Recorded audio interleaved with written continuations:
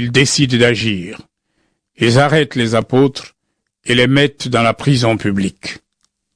Mais pendant la nuit, un ange du Seigneur ouvre les portes de la prison. Il fait sortir les apôtres et leur dit: Allez dans le temple, et là, annoncez au peuple toutes les paroles de la vie nouvelle. Les apôtres obéissent. Le matin, très tôt, ils vont dans le temple et ils se mettent à enseigner. À ce moment-là, le grand prêtre et ceux qui sont avec lui réunissent le tribunal des Juifs, c'est-à-dire le conseil des anciens du peuple d'Israël. Ils envoient chercher les apôtres à la prison. Mais quand les gardes arrivent à la prison, ils ne les trouvent pas. Ils retournent au tribunal et ils apportent cette nouvelle. Nous avons trouvé la prison très bien fermée. Les gardiens étaient devant les portes.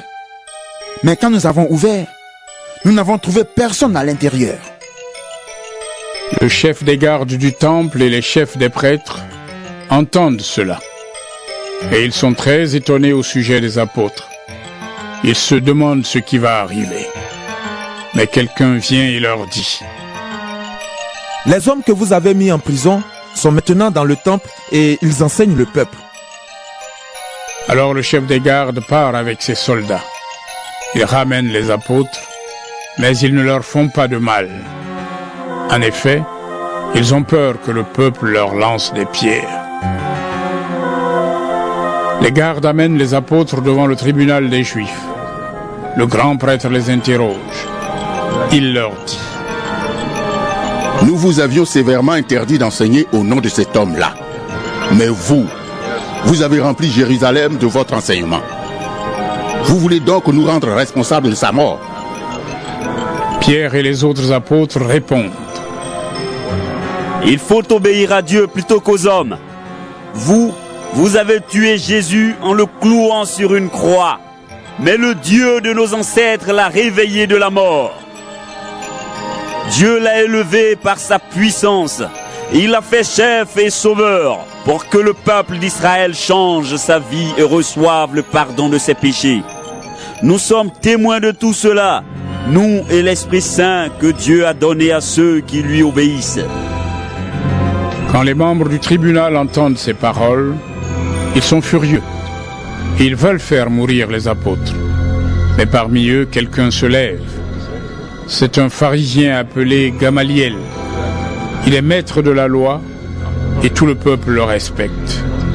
Il demande de faire sortir les apôtres un moment et il dit: Israélites, faites attention à ce que vous allez leur faire. Il n'y a pas longtemps, on a vu un homme appelé Teudas. Il disait qu'il était quelqu'un d'important et 400 hommes environ l'ont suivi. Mais on l'a tué et tous ceux qui étaient avec lui sont partis de tous les côtés et ils ont tous disparu. Ensuite, on a vu Judas le Galiléen. Il a entraîné beaucoup de monde avec lui. C'était au moment où l'empereur avait donné l'ordre de compter les habitants du pays. Mais Judas est mort, lui aussi, et tous ceux qui étaient avec lui sont partis de tous les côtés. Maintenant donc, je vous dis une chose. Ne vous occupez plus de ces gens-là et laissez-les partir. Si leurs projets et leurs actions viennent des hommes, cela disparaîtra. Mais si leurs projets et leurs actions viennent de Dieu, vous ne pourrez pas les faire disparaître. Attention, il ne faut pas que Dieu nous trouve parmi ses ennemis. Les gens du tribunal sont d'accord avec Gamaliel. Ils font venir les apôtres et ils les font frapper. Ils leur commandent de ne plus parler au nom de Jésus. Puis ils les libèrent. Les apôtres quittent le tribunal. Ils sont tout joyeux parce que Dieu les a jugés dignes de souffrir pour le nom de Jésus. Chaque jour, dans le temple et dans les maisons, ils continuent à enseigner et à annoncer cette bonne nouvelle. Jésus est le Messie. Chapitre 6. À ce moment-là, le nombre des disciples devient de plus en plus grand, et les Juifs qui parlent grec se plaignent des Juifs du pays. Ils disent: chaque jour, au moment où on distribue la nourriture, on oublie les veuves de notre groupe. Alors, les 12 réunissent l'ensemble des autres disciples et ils leur disent: Nous ne devons pas cesser d'annoncer la parole de Dieu pour nous occuper des repas. C'est pourquoi, frères, choisissez parmi vous 7 hommes que tout le monde respecte, remplis d'Esprit Saint et de sagesse. Nous leur confierons le service des repas et nous continuerons fidèlement à prier et à annoncer la parole de Dieu. L'assemblée entière est d'accord avec eux. On choisit Étienne, un homme rempli de foi et d'Esprit Saint. On choisit aussi Philippe, Procor, Nicanor, Timon, Parménas et Nicolas, un homme d'Antioche de Syrie, qui obéit à la loi de Moïse.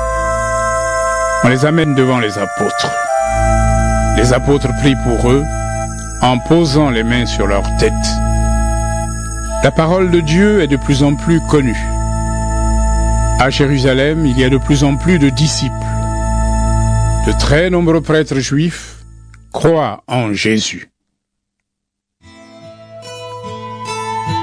Dieu a donné à Étienne sa force et son amour.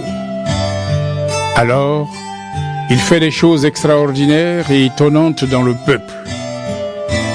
Des Juifs de Cyrène et d'Alexandrie ont l'habitude d'aller dans la maison de prière appelée maison de prière des esclaves libérés.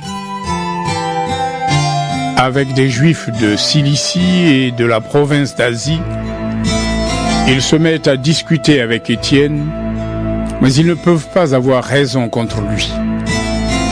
En effet, l'Esprit Saint lui donne la sagesse pour parler. Alors, il paie des gens pour qu'ils disent: Nous avons entendu Étienne parler contre Moïse et contre Dieu. Ainsi, ils excitent le peuple, les anciens et les maîtres de la loi. Puis, ils s'approchent d'Étienne, ils l'arrêtent et le conduisent devant le tribunal. Ils amènent aussi de faux témoins qui disent: Cet homme parle sans arrêt contre le Saint-Temple et contre la loi de Moïse. Nous l'avons entendu dire: Jésus de Nazareth détruira ce temple et il changera les coutumes que Moïse nous a données. Tous les membres du tribunal regardent Étienne. Son visage ressemble à celui d'un Acte, chapitre 7. Le grand prêtre demande à Étienne: Ce qu'on dit de toi, est-ce que c'est vrai?